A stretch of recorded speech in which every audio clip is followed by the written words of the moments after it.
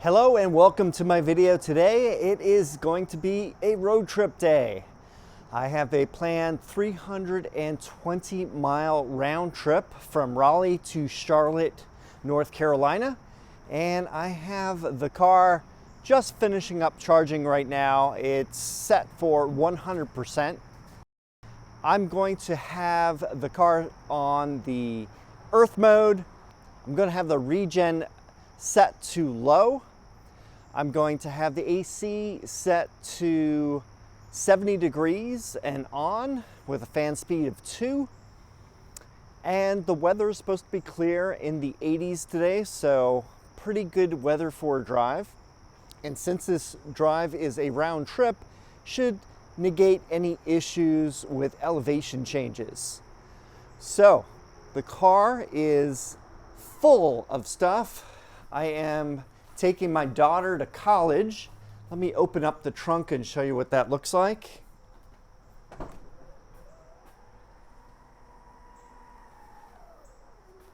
And we are packed to the roof with stuff.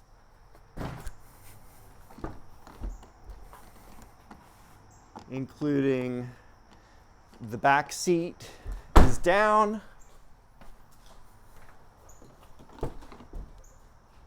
And a few more things getting added. So let's get started with the trip. All right, charging just ended and I'm showing 360 miles, 100%, 7:29 a.m. on August 16th. Here's the information on the charge screen and the trip screen. I reset to 0 so I can track the information on that. So let's get going.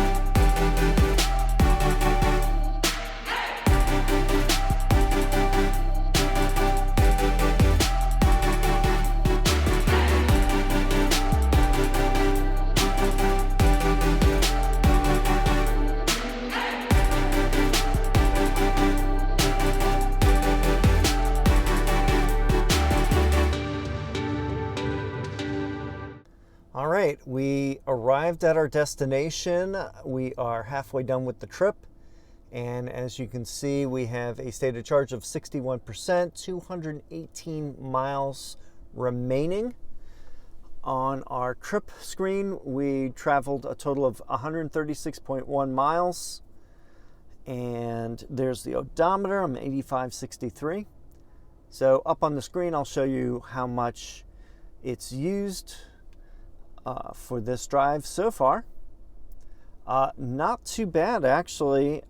We took a slightly different route than we normally do. We usually take Interstate 40 to Interstate 85, etc. This time I did mostly NC State and US highways for a shorter route. It actually gave it a faster time to get here, so that is always good. So I think efficiency helped on that. So let's continue with the trip. All right, we finished up the move. I just got some empty storage bins here.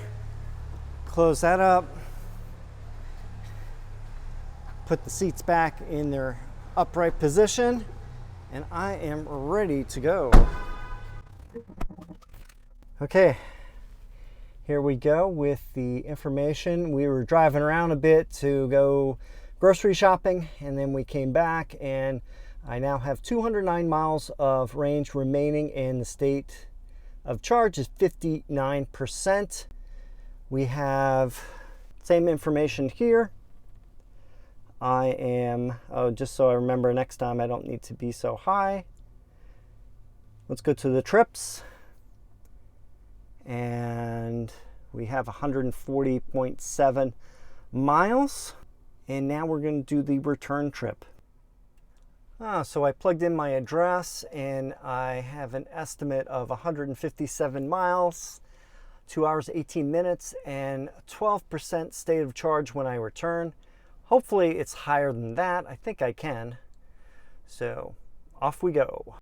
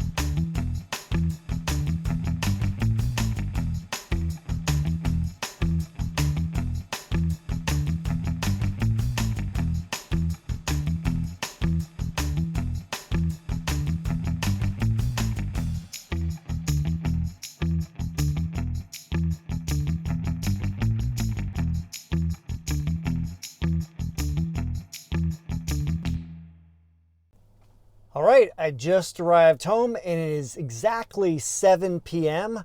Let's take a look at the driver's screen. We have 65 miles left with 17% state of charge. You can also see the temperature 86. It did get up to 92 degrees while driving today. Here is the trip information. Total trip distance is 292 miles. On the way back, it was 151 miles. I took a slightly different route than the way towards Charlotte due to traffic on the way there and different traffic patterns on the way back. Let's take a look at some of the charts for this trip. Here's the chart I created. There's a lot on here, so let me go over it. I broke the trip down into two halves, as you can see, with the top section and the bottom section. Down below is a total for the combined and also the estimated numbers if I use the entire battery pack, assuming a net size of 106.5 kilowatt hours. On the way to Charlotte, including the time spent around town, you can see that I used 41%, going 140.7 miles, using a total of 43.7 kilowatt hours and an efficiency that is 3.2 miles per kilowatt hour. On the way back to Raleigh, I used 42% of the pack, going 151.5 miles, using a total of 44.7 kilowatt hours, and the efficiency is 3.4 miles per kilowatt hour. So on the way back, it was more efficient, I think mostly due to the terrain. The way that Charlotte is higher in elevation than Raleigh, that kind of makes sense. So going the other direction is going to be more efficient going downhill. However, it's not a huge difference though. I took a different route based on traffic that the navigation suggested. I also verified with Google Maps, and it seemed to be the best routes going there and back. On the bottom, we see the total miles driven was 292 using 88.4 kilowatt hours and efficiency of 3.3 miles per kilowatt hour, which I think is very reasonable. I calculated the total distance if I kept driving to 0%, and that would have been 357 miles, which is pretty impressive for the Fisker Ocean. Efficiency would have been roughly 3.4 miles per kilowatt hour. Well, that about sums up this trip, which was the perfect length to test out the full pack range for the Fisker Ocean. If you have any questions or comments, please leave them down below. Thanks for watching, and I will see you in the next video.